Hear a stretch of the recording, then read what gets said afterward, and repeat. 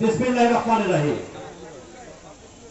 জেলা বিএনপি আয়োজিত আজকের এই দেশনেত্রী বেগম খালেদা জিয়ার মুক্তির দাবিতে সমাবেশের সম্মানিত সভাপতি, ঠাকুরগাঁও মাটি ও মানুষের অকৃত্রিম বন্ধু, জেলা বিএনপির সংগ্রামী সাধারণ সম্পাদক মির্জা ফয়সাল আমিন প্রধান অতিথি হিসেবে উপস্থিত আছেন।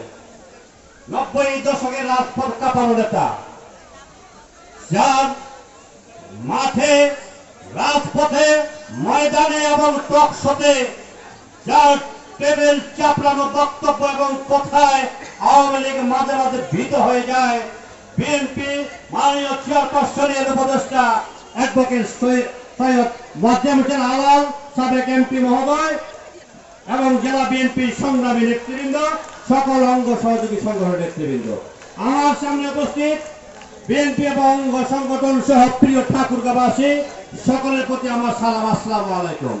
আমি বক্তব্য দিব না, আমি আজকের প্রধান অতিথিকে শুধু একটি বার্তা এখান থেকে দিতে চাই, যে বার্তা তিনি কেন্দ্রে পৌঁছে দিবেন। আমরা কি খালেদা জিয়ার মুক্তি দাবি করি? না, আমরা খালেদা জিয়ার মুক্তি দাবি করি না, আমরা খালেদা জিয়াকে মুক্ত করতে চাই।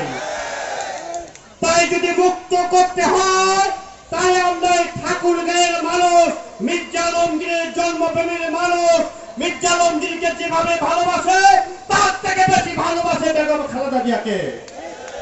তাই এই ঠাকুরগাঁয়ে আন্দোলন করতে গিয়ে আমরা আজকে শপথ করে আপনাকে কথা দিচ্ছি, আপনি কেন্দ্রে বার্তা পৌঁছে দিন।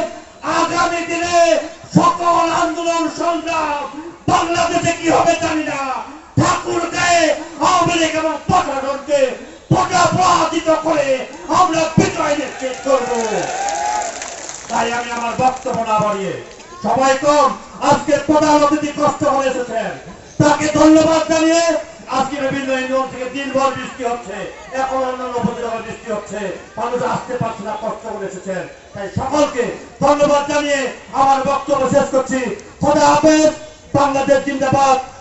মির্জা ফখরুল আলমগীর দীর্ঘজীবী হোক। ধন্যবাদ সবাইকে।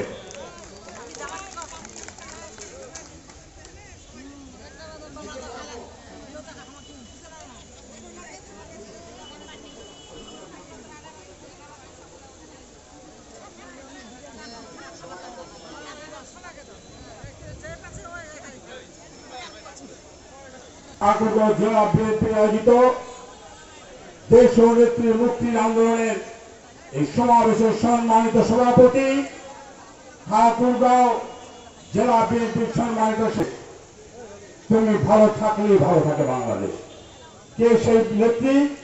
দেশ ও নেত্রী বেগম খালেদা জিয়া।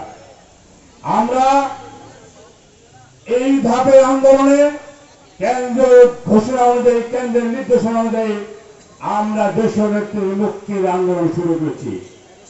এই আন্দোলনে ঠাকুরগাঁও জেলা প্রতিটি নেতৃবৃন্দ আমরা প্রস্তুত রয়েছি। কেন্দ্র যা ঘোষণা যখন দিবে, যা করতে বলবে, ইনশাআল্লাহ ঠাকুরগাঁও জেলা বিএনপি নেত্রীর মুক্তির আন্দোলনে সর্বদা সজাগ রয়েছে এবং সর্বোচ্চ ত্যাগ স্বীকার করতে প্রস্তুত রয়েছে। আমরা আগামী দিনকে নেত্রীকে মুক্ত করে ছাড়বো ইনশাআল্লাহ। খোদা হাফেজ। বাংলাদেশ জিন্দাবাদ। বাংলাদেশ বেগম খালেদা জিয়া জিন্দাবাদ।